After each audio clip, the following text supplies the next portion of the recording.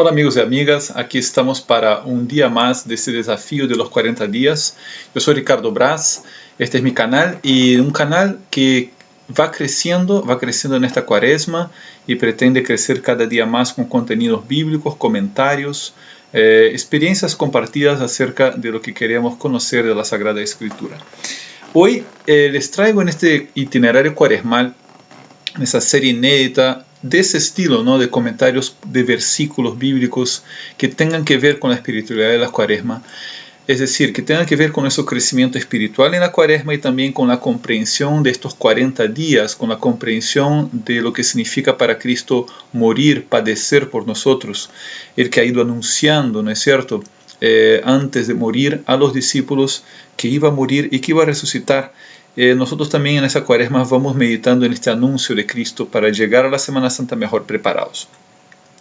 Hoy les quiero traer un pasaje que quiero que también inaugure una temática que son las prácticas cuaresmales. Nosotros hemos hablado de principios teológicos muy fuertes, de cosas muy profundas, muy elevadas, que están en los videos anteriores. He tratado de ser también bastante accesible en el vocabulario, sin complicarme mucho, sin muchas referencias bibliográficas y todo, pero creo que sí hemos podido reflexionar de una manera bastante densa. Pero quiero ir al tema de la práctica, y la primera práctica cuaresmal, porque tradicionalmente se recomiendan 3 grandes prácticas: la oración, la penitencia y la caridad. Quiero empezar por la caridad. La caridad es una manera de decir la limosna, porque muchas veces dice hay que hacer limosna. Pero yo quiero ir un poquito más a fondo de la palabra limosna y utilizar esa palabra caridad. Utilizar una cita bíblica que me parece crucial cuando nosotros hablamos de comportamiento cristiano y de comportamiento humano, vamos a ponerlo así, de cualquier persona que tenga humanidad en el corazón, personas de buena voluntad, no importa el credo, no importa la religión que tenga, la creencia que tenga. Si es una persona de buena voluntad, va a entender esto que vamos a leer hoy día. Y lo vamos a leer en 2 pasajes. Yo voy a pedirles a ustedes que nosotros que tomemos como referencia y nos pongamos a meditar en Mateo 7:12. Va a ser nuestra referencia hoy. Mateo 7, versículo 12. Que es un pasaje que tiene su inspiración en el libro de Tobías, capítulo 4, versículo 5. Esos 2 pasajes, Mateo 7:12, Tobías 4:15. Ese pasaje de Mateo 7:12 está enmarcado en el Sermón del Monte, donde Jesús da muchas orientaciones sobre el comportamiento que él espera de sus discípulos. Pero el comportamiento que quiere Jesucristo de todas las personas se resume en este: todo cuanto queráis que os hagan los hombres, hacédselo también vosotros a ellos. Repito, todo cuanto queráis que os hagan los hombres, hacédselo también vosotros a ellos, porque esta es la ley y los profetas. Es decir, si tuviéramos que nosotros resumir todo lo que significa el comportamiento que nos transmite el Antiguo Testamento, según el pensamiento de Jesucristo, quizás sea esa frase: todo lo que ustedes quieran que os hagan a ustedes, hagan también ustedes a ellos. Ahora bien, esto es como que una fórmula, ¿no? Una fórmula en la cual se puede encajar cualquier cosa. Si yo quiero que los demás, no sé, me regalen tortas de chocolate, yo empiezo a regalar tortas de chocolate porque eso es lo que yo quiero que me hagan a mí. No, esa no es la interpretación de lo que Jesucristo quiso decir. ¿Por qué? ¿Por qué esa no es la interpretación? ¿Por qué no puedo interpretar así arbitrariamente? Porque esta frase tiene como inspiración el libro de Tobías, capítulo 4, versículo 15.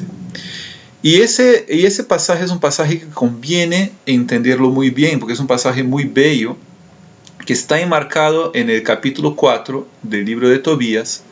Y quien ha leído el libro de Tobías entenderá que es un libro muy interesante, muy bello, que trata de 2 prácticas que en el pueblo de Israel se ejercitaban, pero que parece que el libro de Tobías sale al encuentro de hacer recordar al pueblo de Israel que no podían dejar de practicar estas dos cosas. Una, el cuidado de los vivos, que se resume en la práctica de la limosna, es decir, sacar un poco de lo que yo gano para dárselo a otros que necesitan, la limosna. Y en la otra práctica, el cuidado de los muertos, es decir, darle sepultura digna a quien muere. Yo te recomiendo leer todo el libro de Tobías, si es que nunca lo has leído, y descubrir la riqueza de esa historia. Es una historia acerca de un matrimonio, el matrimonio de Tobías con Sara, ¿no? Es un matrimonio bendecido por Dios. Ya verán también que hay toda una aproximación al matrimonio muy interesante, muy bella. Y antes que Tobías empiece a, digamos, tener protagonismo en esa historia, en los primeros capítulos de protagonismo lo tiene su papá, Tobit. Y su papá le da unas recomendaciones a su hijo Tobías, entre ellas la de dar limosna al pobre, de cuidar al hambriento, de vestir al desnudo. Es decir, prácticas de misericordia, de caridad para con aquellos que más necesitan. Y él resume en Tobías 4:15 sus enseñanzas a su hijo Tobías, ¿no? Diciendo lo siguiente: no hagas a nadie lo que no quieras que te hagan. Es decir, si tú no quieres que te hieran, que te maten, que te falten con el respeto, que te griten, que te maltraten, no lo hagas a otro. Un principio humano, un principio de respeto mutuo, que todas las sociedades humanas de alguna manera lo tienen, quizás no con esas palabras, pero aquí el principio, ¿no? Respeta lo que es del otro para que también te respeten a ti. Son principios éticos, morales, que pueden existir hasta en las sociedades que siquiera creen en Dios. Quizás, no sé, un código confuciano de los chinos, ahí está este principio, ¿no? Respeta a los demás para que también te respeten a ti. No hagas al otro lo que tú no quieras que te hagan a ti. ¿Y qué es lo que no quieres que te hagan a ti? Por ejemplo, que te abandonen cuando tú necesites ayuda de las personas. Entonces no hagas esto. Sal al encuentro de las personas abandonadas, porque tú no quieres que el día que nadie lo desea, pero eventualmente estás abandonado, a ti te auxilien. Entonces auxilia a las personas para que esto pase también a ti. Y lo otro es que, no sé, tú mueres y tu cuerpo se queda tirado quizás en un lugar desierto o donde nadie te conoce y tu cuerpo se pudre ahí en medio de la calle. Tú no quieres que eso te pase a ti. Ok, estás muerto, pero no es una cosa, digamos así, que sea muy... que queramos, ¿no? Queremos tener al menos un lugar donde nuestro cuerpo pueda, no sé, ser recordado en nuestra vida para las otras personas a través de la oración, quizás ser enterrado en un cementerio, ser enterrado en un columbario, o cremado y las cenizas guardadas en un lugar digno. Entonces, si tú quieres eso para ti, hazlo también con los demás. Es eso lo que hace Tobit, ¿no? Con los judíos que eran asesinados por el dictador, el gobernador de Nínive. Eso es lo que hacía Tobit. Él daba sepultura a las personas que encontraba muertas en la calle. Entonces, no hagas al otro lo que tú no quieres que hagas a ti. Ahora, eso es Tobías 4:15, pero mira la fórmula que usó Jesús en Mateo capítulo 7, versículo 12. La fórmula que usa Jesús no es no hagas al otro lo que tú no quieres que te hagan a ti. Es todo lo que ustedes quieran que te hagan los hombres, háganlo también a ellos. Está en positivo, no hay la palabra no. Está en positivo. ¿Y qué es lo que Jesús quiere que hagan los hombres? Amarse unos a otros como Él nos ha amado. Jesús, en la mentalidad de Jesús, no es solamente hacer al otro lo que tú no quieres, o sea, no hacer al otro lo que tú no quieres que te hagan a ti. Es hacer al otro lo que tú quieres que hagan a ti. Si yo quiero ser amado, si yo quiero ser comprendido, si yo quiero que me digan la verdad, yo también diré la verdad. Yo también trataré de comprender. Yo también amaré. Es mucho más exigente. Entonces no es decir, quiero que me den tortas de chocolate, entonces yo voy a empezar a regalar tortas de chocolate. No es bien así. Hay un contexto acá. El contexto es que Jesucristo en su mentalidad, lo que Él quiere es que seamos uno.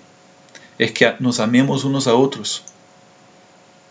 Entonces, el comportamiento cristiano tiene que ser entendido desde esta regla de oro. Todas las Biblias van a poner un título en este pasaje que se llama la regla áurea o la regla de oro.